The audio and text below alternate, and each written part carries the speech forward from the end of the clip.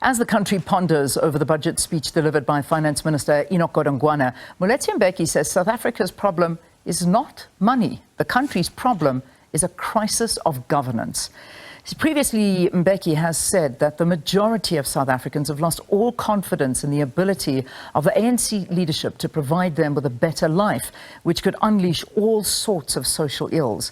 He also said that the lack of planning amid high unemployment, particularly among the youth with no practical plan by the government, high levels of poverty, people living in grinding conditions in shacks, could unleash all sorts of social ills.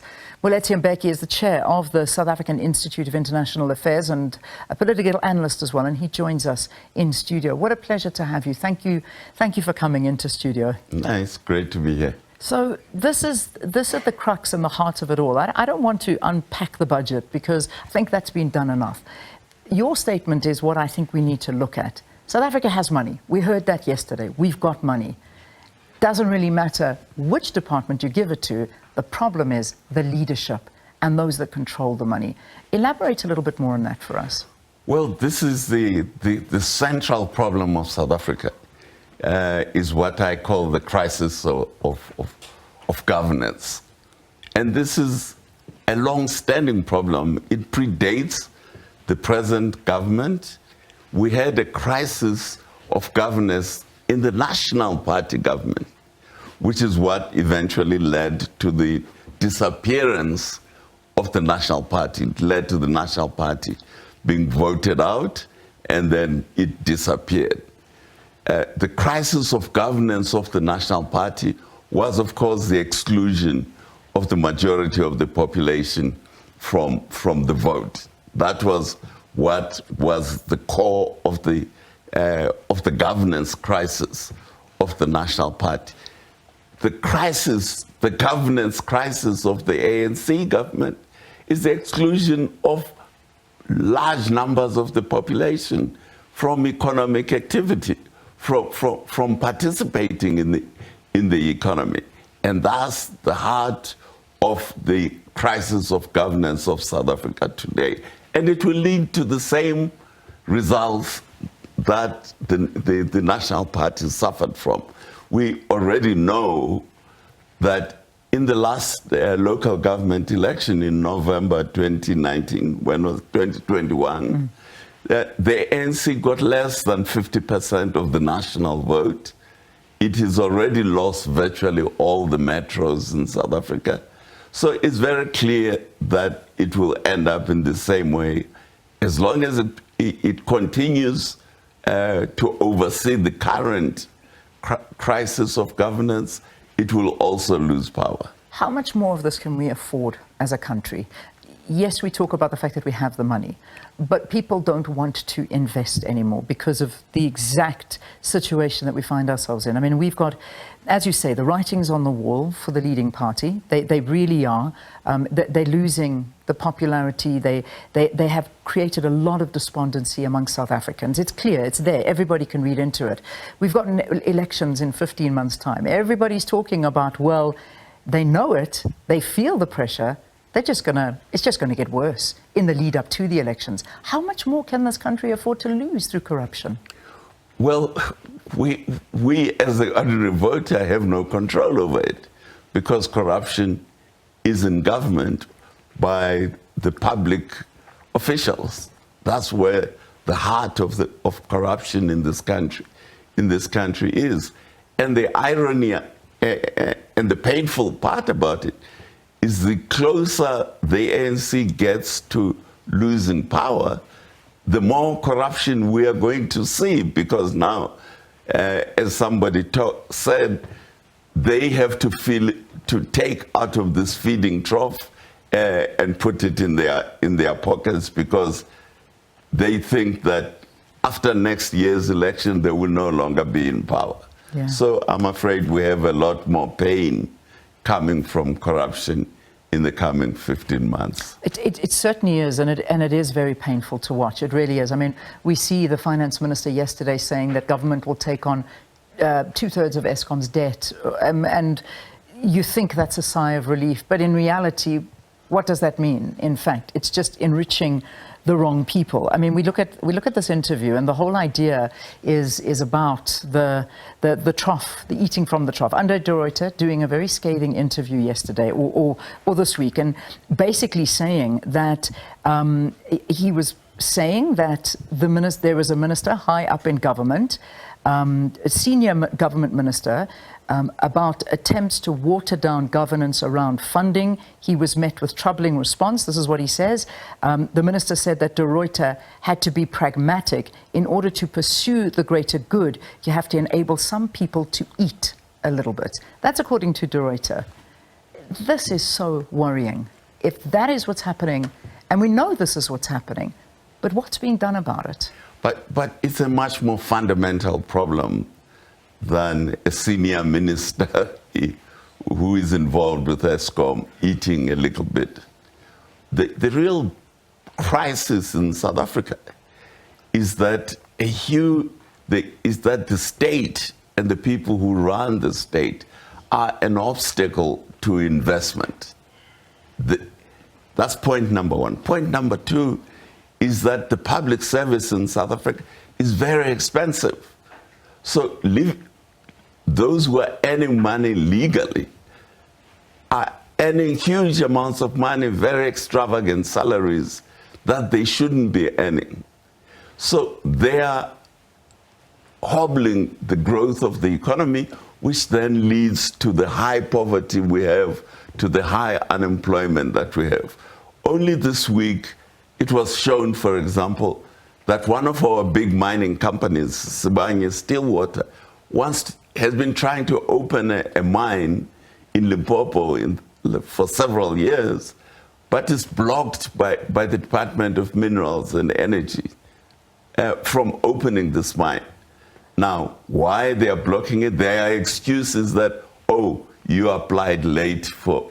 Now, how do you invest in exploring for a mine and then forget to apply for a mining license? Mm-hmm. There is some other reason behind it. And I leave it to you to guess what the other reason is.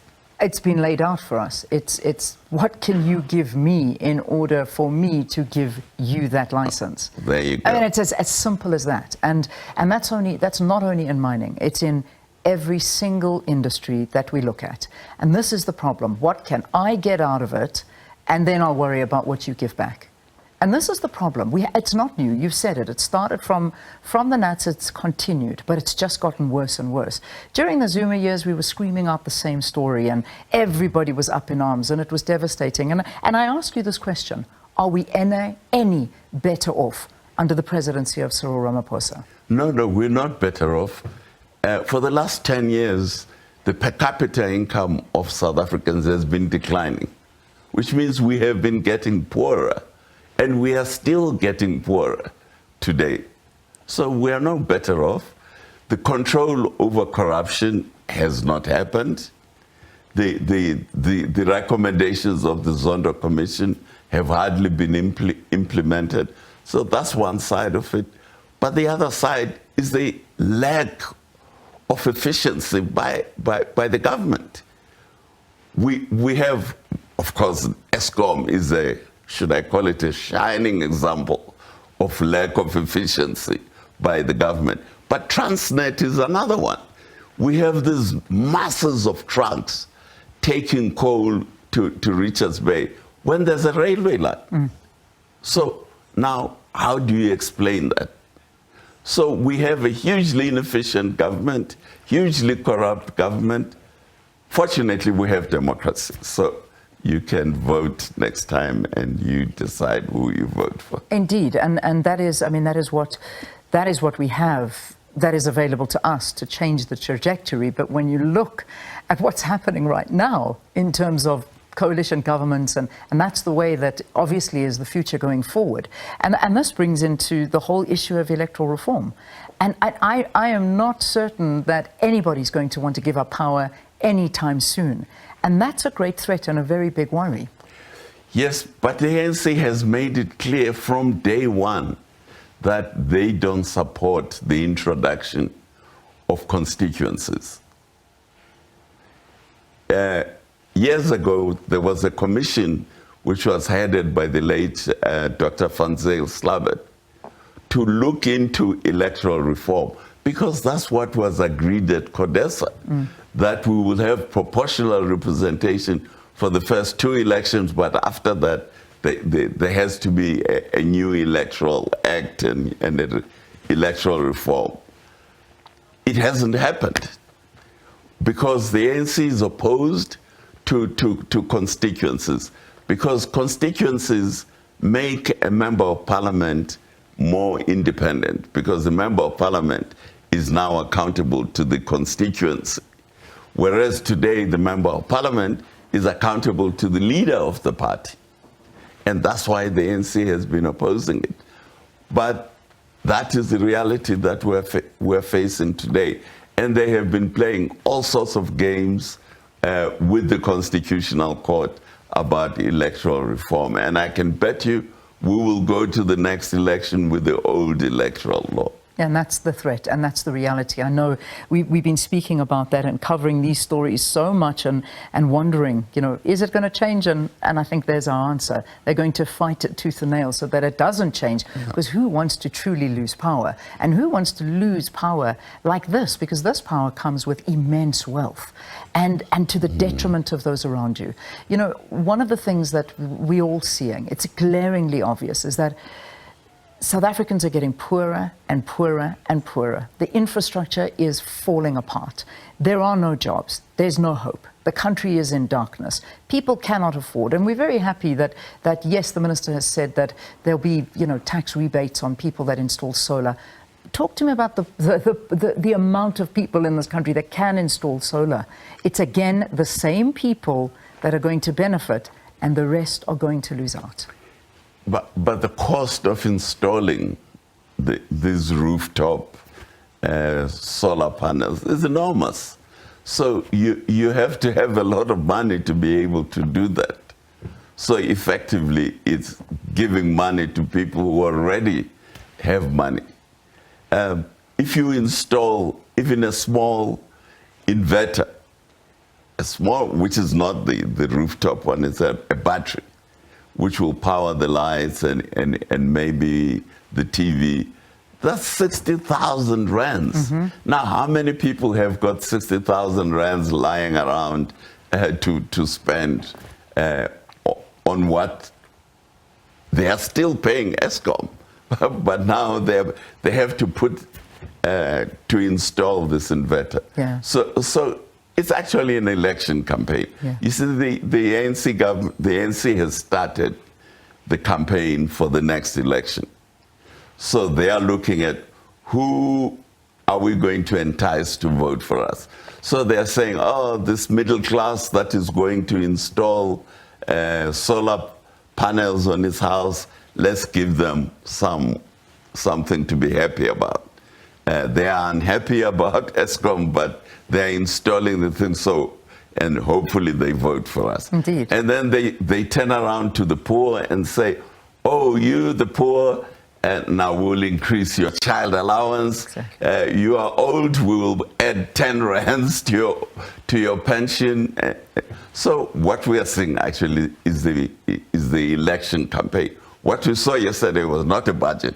It was the announcement of an election campaign. Indeed. And also, you know, it angers a lot of South Africans, seeing ministers laughing and happy and looking like everything is fine and what are you worried about? This is great. And meantime, in reality, you're sitting in possibly stage 8 load shedding, which they're not being transparent about. That's another story that we can say. But we're in this situation, and as we wrap up this interview, we're going into elections. We are doing, as South Africans, everything we can to get by and to save this country, because people want to see this country saved. But sometimes we feel it's beyond our control. So perhaps somebody like you can just talk to us about the power that we do in fact hold as South Africans, that we can change the trajectory of our future. What can we do as South Africans? Yes, I know we've got the vote next year, but what else can we do? Well, first we have to realize we didn't have the vote, but we got rid of the National Party without the vote. So now we're a lot more powerful as South Africans than we were before, because we now do have democracy, we have freedom of speech, we have freedom of association. So we have to mobilize the rest of the population, where every one of us has to get at least one person to make sure that they go and vote. That is what, so I should persuade you, and you persuade your colleague there, you persuade the camera person here that they must go and vote. Because what with the news that is coming out is nearly half of the population of the voters are saying they are so fed up they're not going to vote. I must say the opposition parties are not helping the situation, where they are infighting over little jobs in municipalities. So, but that's another story for another day. But we have to encourage everybody to go and vote. Yeah, all right. We have to leave it there. Always a pleasure speaking to you. Deputy Chair of South African Institute of International Affairs and Political Analyst, Moeletsi Mbeki, basically talking to us about South Africa's big problem. And it's not the money. The country's problem is a crisis of governance.